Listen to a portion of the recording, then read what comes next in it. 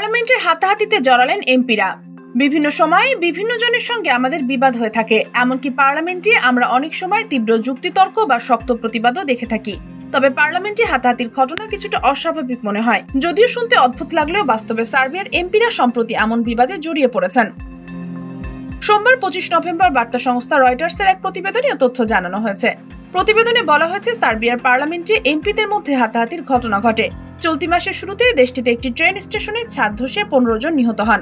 এই ঘটনায় বিরোধী দলের সদস্যরা ক্ষমতাসীন জোটের বিরুদ্ধে দায় এড়ানোর অভিযোগ এনে ব্যানার প্রদর্শন করলে এই সংঘর্ষের সূত্রপাত হয়।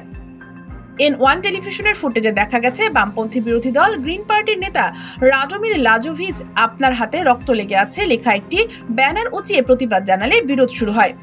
গ্রিন পার্টির নেতার এই প্রতিবাদের পর স্বাস্থ্যমন্ত্রী জাতিবর লোনকার তার দিকে এগিয়ে গিয়ে তর্ক শুরু করেন। এরপর অন্যরা তাকে মারধর করেন।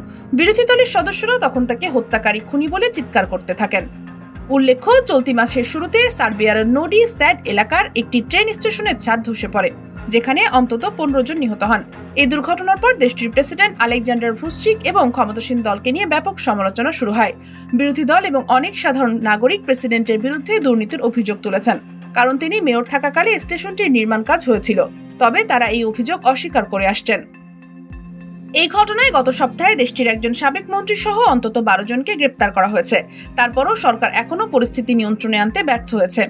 বিরোধী দলগুলো অভিযোগ করেছে, সম্ভাব্য অপরাধীদের বিরুদ্ধে ব্যবস্থা নিতে কর্তৃপক্ষ বিলম্ব করছে।